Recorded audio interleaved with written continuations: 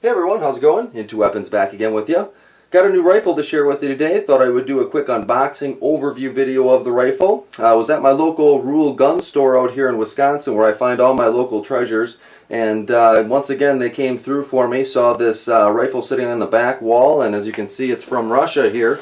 What we have today is a Saiga IZ-132 that's been converted by Century Arms International. As many of you know, the Russian firearms, especially from the Kalashnikov concern, have been getting a lot more rare lately just because of the import ban that Obama had placed on them, more or less restrictions, and it's probably more or less his gun control agenda, but he kind of blamed it on the Ukrainian crisis that they had going on over there. Some restrictions against the Russians because of that. So since then the Russian firearms have really dried up. Kalashnikov concern has moved to the United States now, to manufacture firearms here. So I think they have Kalashnikov USA, which is real nice. So but to get an authentic Russian firearm, a lot of people really look for that just because of the fact that that's where it all started for this particular platform and this firearm. So a lot of people look for the Izhmash factory, they look for the Tula factory, the Malat factory, fortunately still is able to import stuff, so the Vepr rifles and all that stuff is still pretty much readily available, thank God, because those are really nice rifles.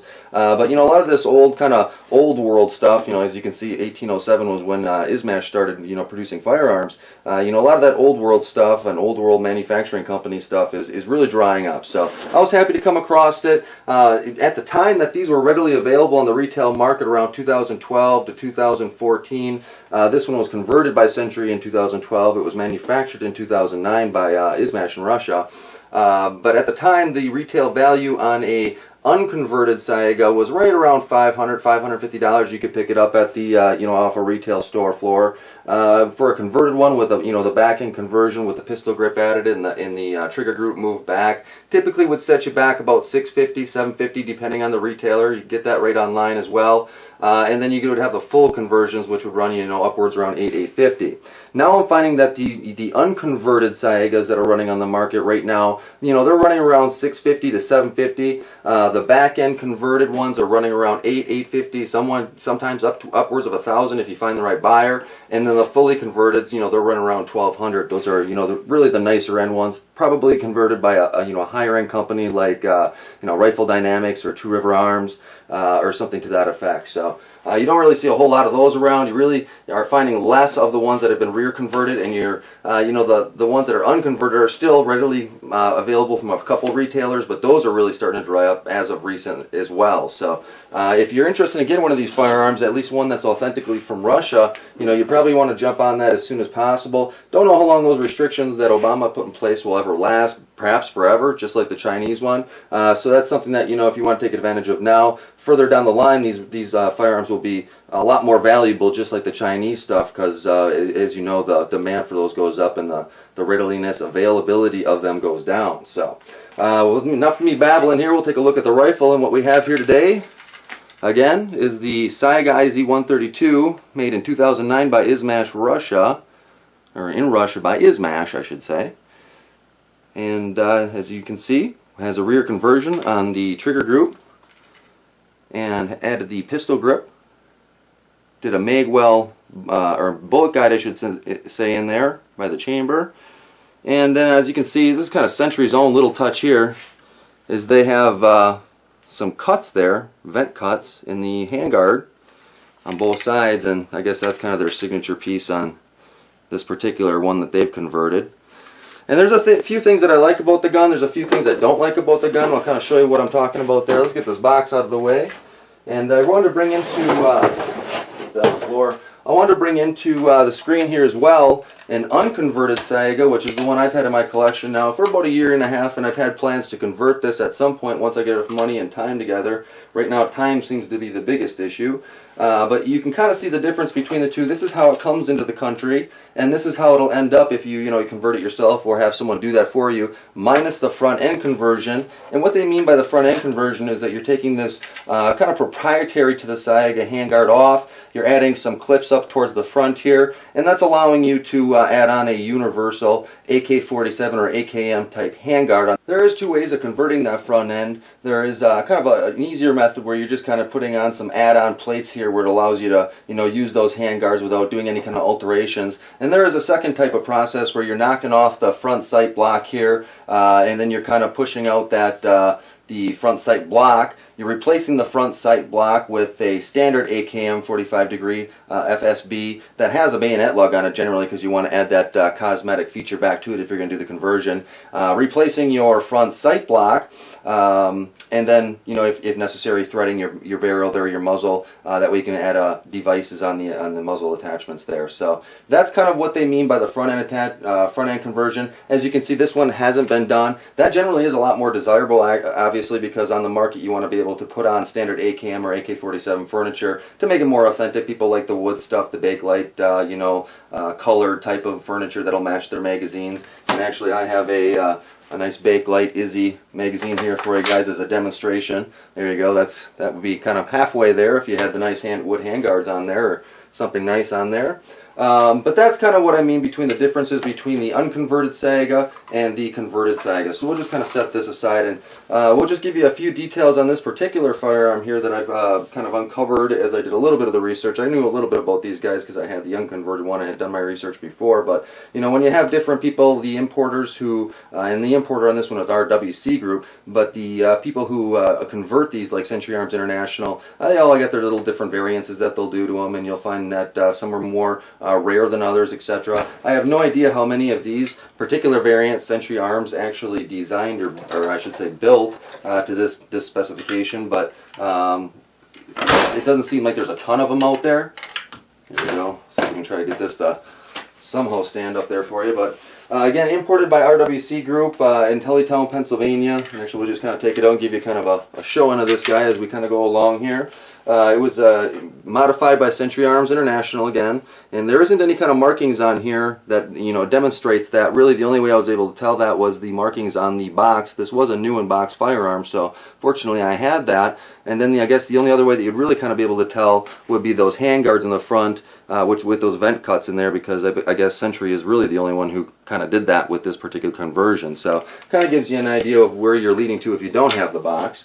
But they, they did the conversion on the trigger group where they moved that trigger group back from its original position, and essentially in the sporter configuration, this trigger group's a little bit further up, so they have to kind of swap that out, tap some holes, as you can see there, and then put some fillers in some additional holes that were already there, and kind of push that stuff backwards. And at the same time, they add the pistol grip on there because there isn't one with the sporter configuration.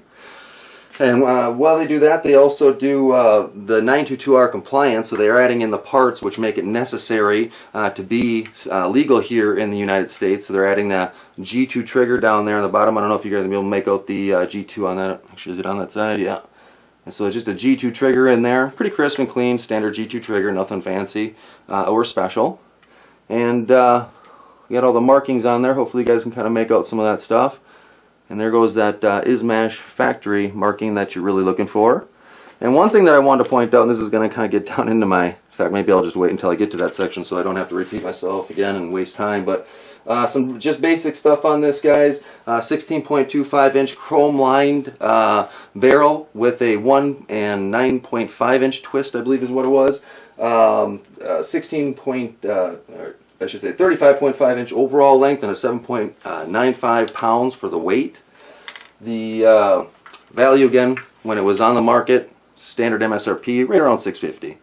And I got it out the door around $500, which was kind of nice, so I got a nice little deal on that. But some of the things I don't like about this gun, guys, and there's a couple of them that as I noticed as I brought it home, I was a little excited to get it for the price I got it, and I really didn't take as close of a look at it. Figured if it was new in box, it couldn't be that horrible. With Century Arms, you kind of always have to be careful. Even at that time, though, if I would have noticed some of the things I've noticed here, probably would have bought it either way. Doesn't really make a difference. But just to give you an idea of kind of what I saw on this thing that it's pretty standard of some of the earlier stuff Century did, but the bullet guide on this thing is very unusual. And it's prior to kind of the nicer bullet guide designs that most all of my firearms have. But this particular one essentially is just a piece of sheet metal. I don't know if maybe I can get an angle in here, guys. And they just kind of spot weld that in place, but that isn't that abnormal, especially for earlier models. I don't know if this camera is going to allow me to get in there for you guys. we can go in from the bottom, but it really sticks out here, and essentially is just a piece of sheet metal. You can see right there, and it's poorly formed. It's longer than it needs to be. Looks like they just kind of slabbed it out of a piece of sheet metal that they had laying around, and they didn't finish the piece completely in a dark finish or anything like that. So it's actually bare metal. I don't know if you can be able to see that either on the bottom side of that thing. So just kind of a shabby job on this thing for that bullet guide in there, which again is right there. Just a piece of metal essentially that they add into the front of the chamber to assist with that bullet feeding in, since it's needs a little bit of assistance there. But that's one thing I didn't like about it. It was obviously prior to them using newer, better types of bullet guides, which are more intended and designed for it. The receiver finish was another thing that I didn't like, and again, I don't know if the camera's really going to pick up the differences here, but when you generally go through the conversion process for one of these guns, you're going to have to refinish the gun afterwards. And this particular one here that was done by Century had a pretty shabby job done. As you can see, it's really cloudy in certain spots, especially where they added those rivets in there towards the back of the safety there. So really 3 different shades of black throughout the entire finish of the gun. Again, just kind of a shabby job. Almost looks like they tried to use some paint can and just try to match up the spots that they needed to the spots that was still decent on the firearm after the conversion. So kind of a crappy job there by Century. The smashed rivet in the back here isn't a horrible deal breaker for me, but this is something you always kind of want to be cautious of when you're buying an AKM or something to that effect with that's been built by somebody or converted by somebody. But you'll notice that they had to add in that rivet there, and they smashed that guy pretty good. You can see it dimples the receiver a little bit and kind of crunches it in, which isn't operationally going to cause any issue, just more of a cosmetic issue. And again, the finish over the top of that is just absolutely horrible. But an example of what you want to look for when you're looking at an AK-47 to make sure that those rivets aren't smashed in there and they're not bending into the receiver and manipulating or changing that receiver spec on that at all. Unless you're around these rails and it really cramps it in, it shouldn't affect design or operation as much, especially since this one's just connected to the side rail scope mount and not pinned to the fire control group or something to that effect. So the other thing I didn't like was the safety selector cutout. Looks like Century kind of did this as a, hey, look at this, we modified this to make it cooler kind of thing. But anyone could do that with a Dremel tool. And now I have a Russian firearm that has a modified by an amateur, or I guess a certified amateur, to bolt hold open back, which is fine. It sucks because as a collector, I'm going to have to replace that with another Saiga safety selector without one to restore it back to its original configuration. So that's kind of a bummer. Wish they wouldn't have done that. Overall, though, the cut works. You can actually lock the bolt back. It actually does a nice tight lockup. It's just kind of an ugly cut. And again, you can see there they didn't really do much with trying to finish off that bare metal there on the inside. The one I modified, I did. I don't know why they couldn't take something and try to do that as well. And the other thing here, guys, is the electric pencil stencil job that was done on this firearm after they had to recoat it, the finish on the receiver. A lot of times what they'll do is they'll find that the original stampings on the receiver are not deep enough, so when they do the refinishing they have to go back and re-stencil everything. And whoever they had do that must have been either really new or really high that day, because as you can see, it's just an absolutely horrible job. I mean, they just completely bypassed the 6 there. There's a little comma that kind of goes there normally. Completely bypassed that and just swooshed straight down into it. I don't know what they were thinking on that, but there's multiple examples of bad electro stenciling throughout here that they just didn't do a very good job of trying to follow through and clean that stuff up and make it a decent job on it. So that was one thing I kind of had a beef on, I guess, with it. Ultimately, again, all these things really aren't deal breakers.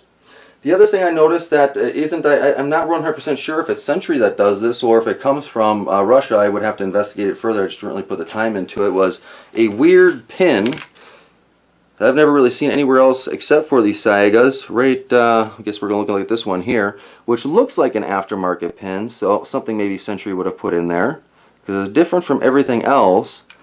And it goes through to this side of the receiver. See if we can get some light on that, guys. Oh boy, hopefully we can. Let me see if I can get a flashlight here so we can flash some light on it. but essentially right there is a pin that comes through the receiver, the front trunnion there, right in front of the chamber face. And after researching a little bit, I did find that that is actually there to assist with the turning of the bolt as it comes back during the operation. So I originally thought when I saw it maybe it was a bullet guide of some sort that they put in there, maybe because they had feed issues, but I guess that is not the case. And again, I thought it was something that was aftermarket that maybe Century put in, because it just doesn't match the style and it looks like it's been added afterwards. Even kind of the dimples around where that spot is looks like it's kind of aftermarket. So I could be wrong on that. I've really never seen enough examples of these to be an expert on these guys, but I guess if you know, let me know. That would be interesting to find out. But that's something that none of my other AKs have, so that was kind of an unusual find there. And then I never really just checked to see if my unconverted one had it, but I'd be interested to find out. And actually I can see that it does right here. So that must be a factory thing that they do over in Russia. And that's pretty much it. New rifle, around $500 out the door in this market. That was a pretty good find.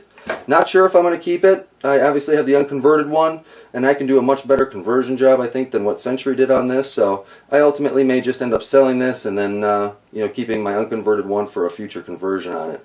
I just don't see that this thing's worth keeping as a collector per se. Maybe a shooter. Maybe I'll keep it as a shooter. I guess, never know. A nice little Saiga shooter wouldn't be so bad. I hope you guys enjoyed. If you have any questions, let me know. Otherwise, as always, I appreciate watching. Till next time, take her easy.